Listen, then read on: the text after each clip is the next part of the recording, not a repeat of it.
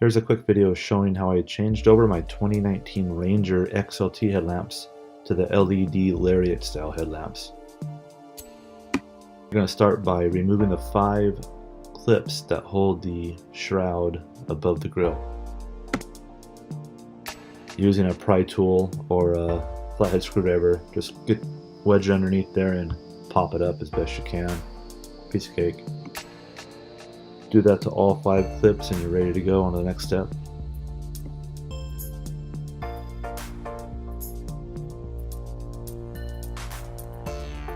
Next you have to remove these 2 Torx head screws that hold on the intake snorkel.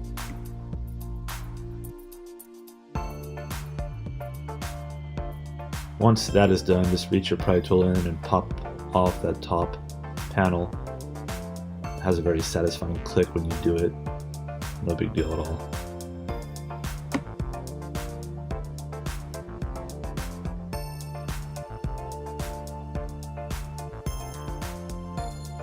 Slide the shield on out, put it aside, on to the next step.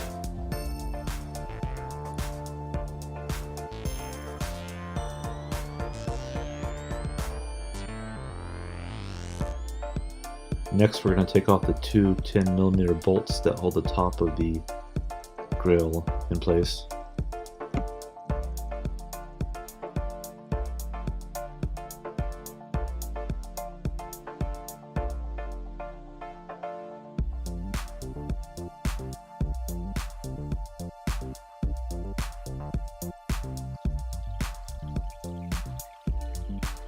Once those are off, you can push it back a little bit to get to the air deflector that's below the hood latch. We're going to take it off by removing the 4 bolts, the 4 torque head bolts that are holding it down. And we're circled here.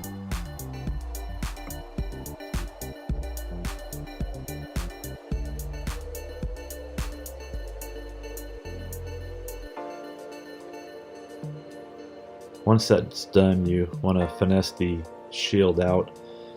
You might want to take off the shield that goes around the hood latch as well. I did not. You just got to be careful because this shield isn't very forgiving. It doesn't bend very much.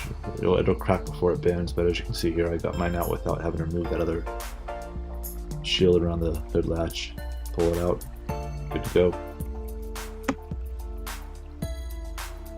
Now we have to press the clips that hold the bottom part of the grill on. There's 7 clips. You got to put pressure on them right where I'm pointing here with the screwdriver. Push down on them there. It'll release the tabs and you can pull them out. You're going to have to mess them a little bit. They're kind of finicky, but just be patient. Don't break them. Push down on them, they'll pop out.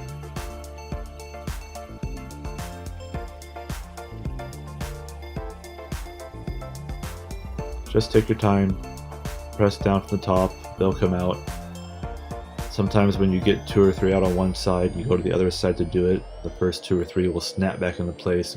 It can be a little bit frustrating. Just take your time. Once it pops out, you're good to go. It'll come out. Just don't force it. And then poof! Voila! See? Told you it'd come out. Just be patient. Takes about 5 minutes. No big deal. Now we're going to move on to the inner fender liner. I'm going to remove the 2 clips, one here and one here. They're just plastic screw clips.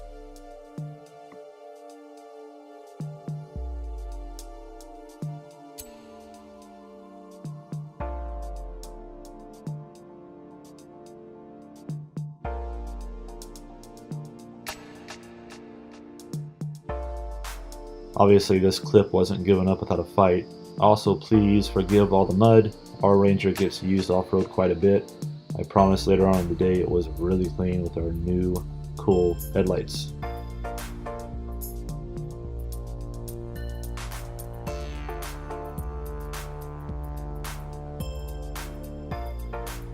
Here you're going to use a pry tool to pop out the marker light. There's also other videos online on how to remove that to put LED bulbs if my crummy video work here doesn't cut it for you.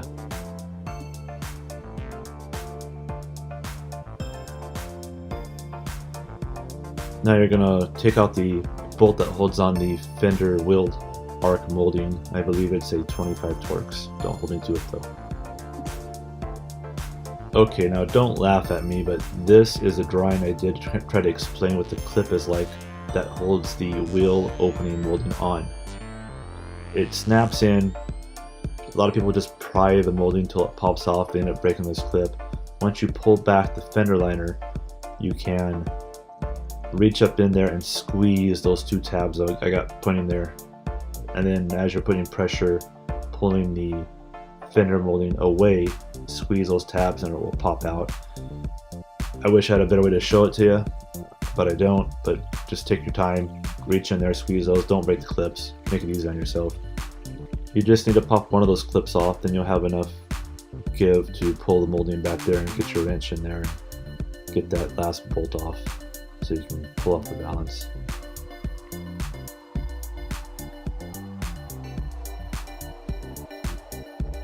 There are 5 bolts that hold the valance to the radiator support circled here. You're going to want to remove them. They're all, I believe, a 30 Torx on all 5.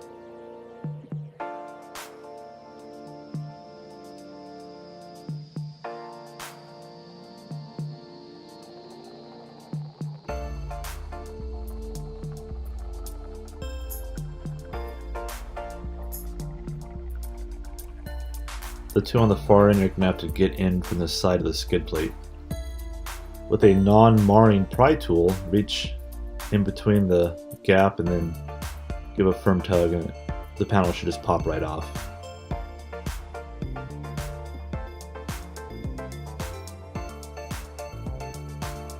Those 2 bolts you got to get, they're silver in color down where it's circled here. You got to remove those to get the valance off. There's also a couple of push pins that I didn't put in the video that you got to remove. They sit down at the corner of the headlamps, down a little bit lower. You'll see them. You'll know they need to come off because you can't get it off without removing those push pins. So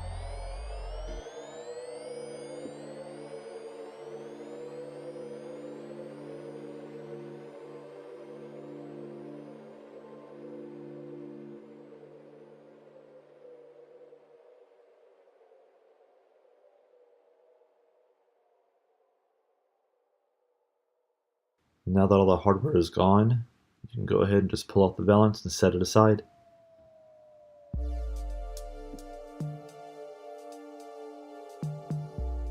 Almost done. Now it's time to move on to the headlamp. You got to remove the circled retainers. You got 2 bolts on top there and 1 plastic clip plus a bolt that's down a little bit lower on the inside part of the headlamp, which you'll see right now.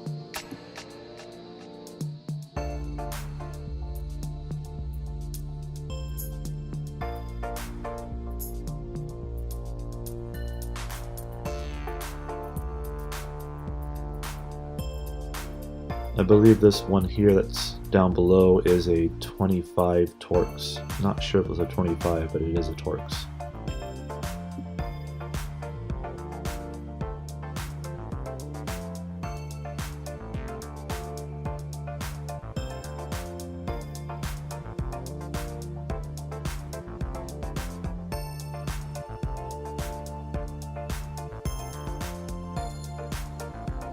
Alright, one last, I believe it's an 8mm, maybe it's a 10 bolt to come off, and then the headlamp's ready to come out.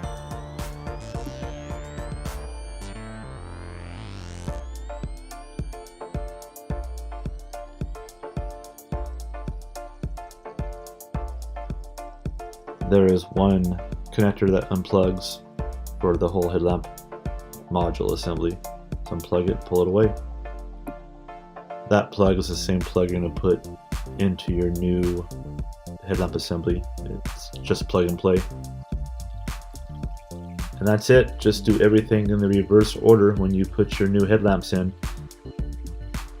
The nice and easy thing about upgrading to the Lariat headlamps from an XLT is the Lariat headlamps do not require any kind of different or additional wiring harnesses. You just use the same plug that was on your XLT and it plugs right in. You're down the road. No reprogramming or anything. It's just plug and play. Again, just reinstall everything in the reverse order and you'll be good to go. Please make sure you align your headlamps so you're not blinding oncoming traffic, and enjoy your upgrade. Thanks a lot. I appreciate you watching.